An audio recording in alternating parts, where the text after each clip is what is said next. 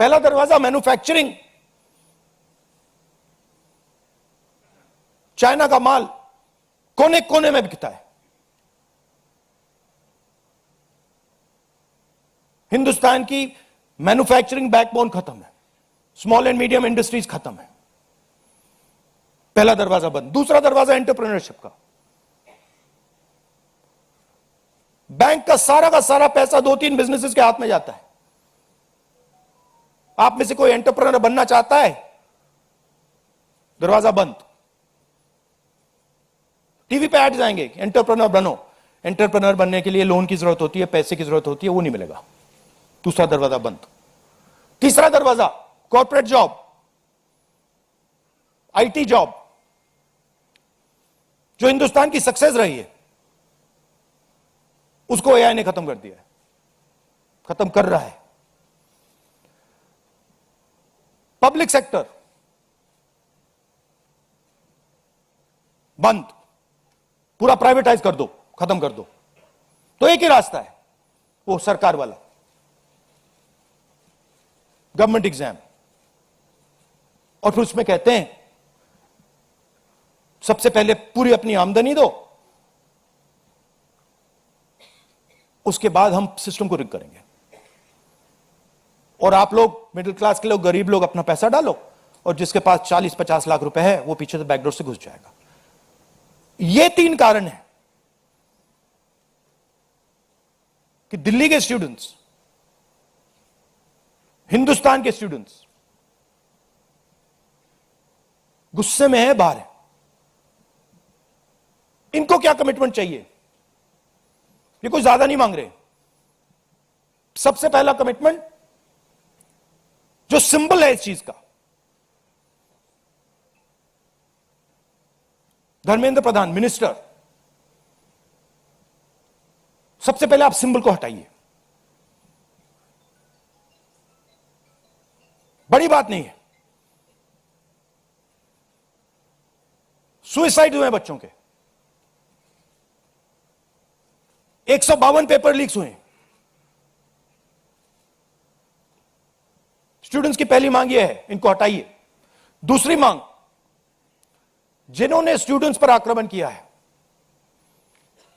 जो आपने अभी वीडियो देखा, पूरी सोशल मीडिया पे, मतलब हजारों स्टूडेंट्स पे लाठी चल रही है, राइफल्स पॉइंट हो रही हैं, टांगे तोड़ी जा रही हैं, पैलेट गन से मारा जा रहा है।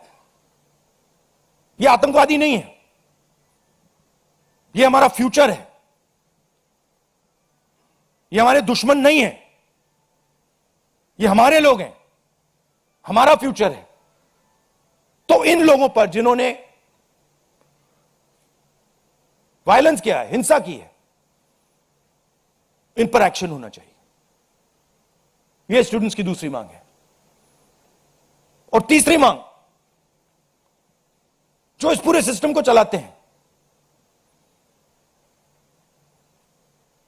उनको स्टूडेंट से अपोलोजाइज करना चाहिए, रिस्पेक्टफुली, कि गलती हो गई, जो हुआ वो नहीं होना चाहिए था, आप लोगों को चोट लगी है, हम अपनी गलती मांगते हैं, कोई बड़ी बात नहीं है। तो ये 3 डिमांड्स हैं।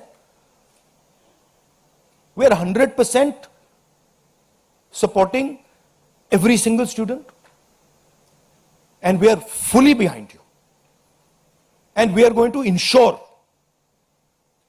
that you are protected and your future is protected. Thank you. Thank you, Rahul ji.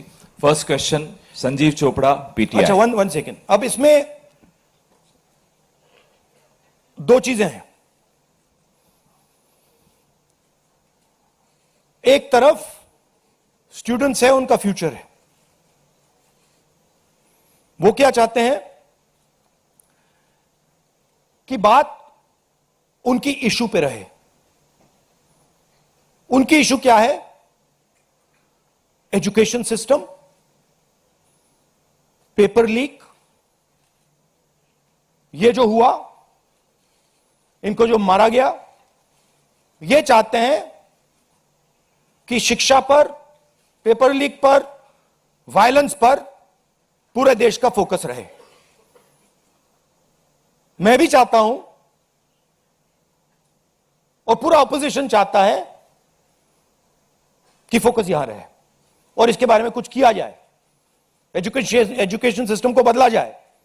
और ये जो 3 डिमांड्स है स्टूडेंट्स की, दिल की डिमांड्स हैं, जो उनको चोट लगी हैं, उस आवाज से ये बोल रहे हैं, ये हमारे लिए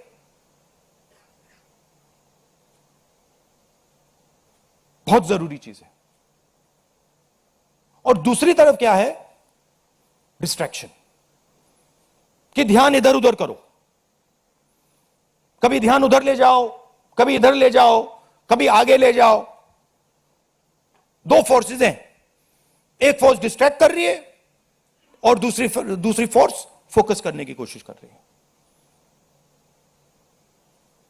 thank you. Sanjeev Chopra ji, mic दो भाई। Rahul ji, we've all seen what has happened with the students on Monday. We've also seen what has happened yesterday with the protesting MPs right outside the Prime Minister's residence. You know, the manner in which the leader of opposition was roughed up, manhandled and beaten up and removed from the protest site. What would you say on that? But the government has accused you of crossing the line and not behaving in a manner befitting the leader of opposition. This What to would me, you say? this how I was treated is an irrelevant issue to me. I don't care. Treat me 5 times worse, I don't care. The focus has to be on this.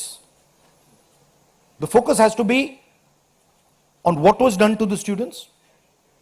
The focus has to be on the education system, on paper leaks, and on the costs that these children have been forced to pay. So, do whatever you want to me.